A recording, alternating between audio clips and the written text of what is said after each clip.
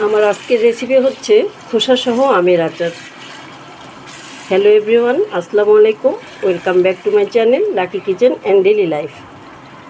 খোসা সহ আমের আচার যে এত মজার হয়ে থাকে, একবার না তৈরি করলে বুঝতেই পারবেন না। তাই চলুন আর দেরি নয়, সহজেই তৈরি করে ফেলি খোসা সহ এই আচারটি। কেননা এই আচারটি আমি খুব সহজ করে দেখানোর চেষ্টা করেছি।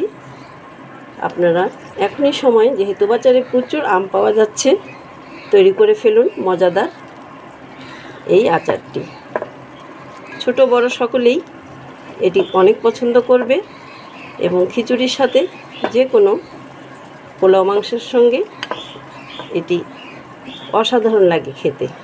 তো দেরি নয়, চলুন ঝটপট তৈরি করে ফেলি মজাদার এই আচার।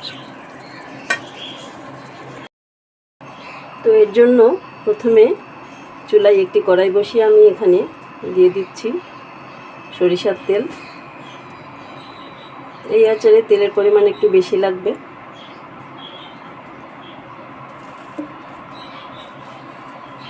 তারপরে আমি দিয়ে দিচ্ছি 3টি শুকনা মরিচ,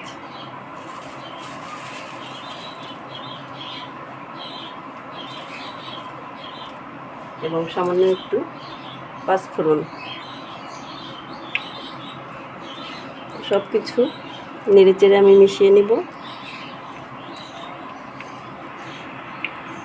তারপর এখানে দিয়ে দিচ্ছি রসুন বাটা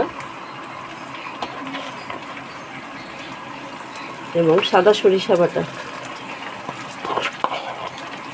সরিষা বাটা একটু পরিমাণে বেশি দিয়ে দিলাম।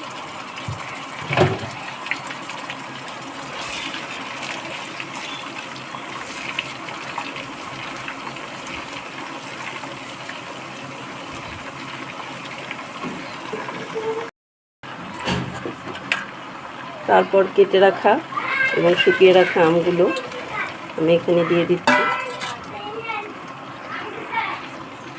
তারপর আমি এখানে দিয়ে দিব স্বাদ মতো লবণ, একটু হলুদ গুঁড়া এবং শুকনো মরিচ গুঁড়া অর্থাৎ চিলি ফ্লেক্স।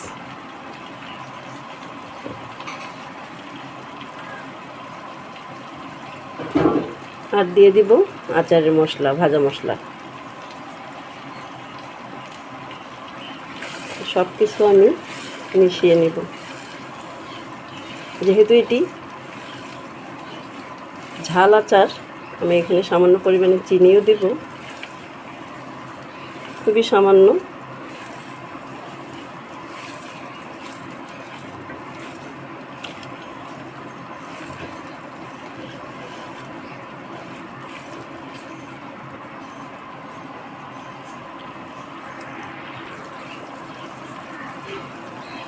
আমি সামান্য পরিমাণে একটু চিনিও দিয়ে দিচ্ছি।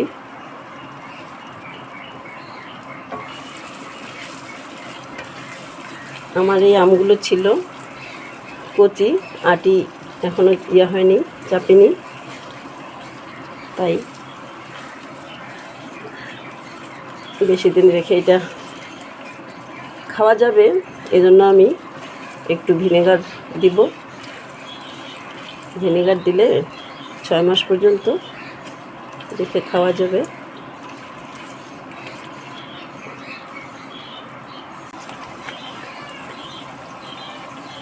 এখন আমি দিয়ে দিচ্ছি ভিনেগার সামান্য পরিমাণে। এই ভিনেগার দেওয়ার ফলে আচারটি অনেক দিন ভালো থাকবে।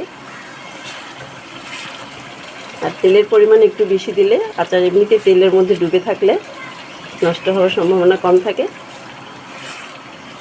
মাঝে মাঝে একটু রোদে দিলেই আর কোনো ভয় নেই।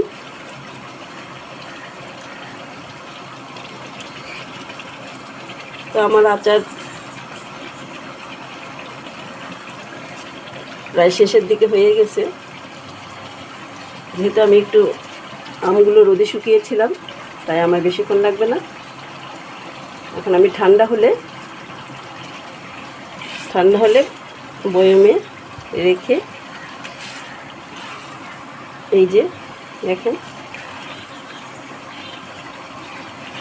ঠান্ডা করে বয়মে ঢুকালে আমার অনেক দিন পর্যন্ত এই আচার রেখে খেতে পারবো। এই আচার সব কিছুর সাথে পারফেক্ট।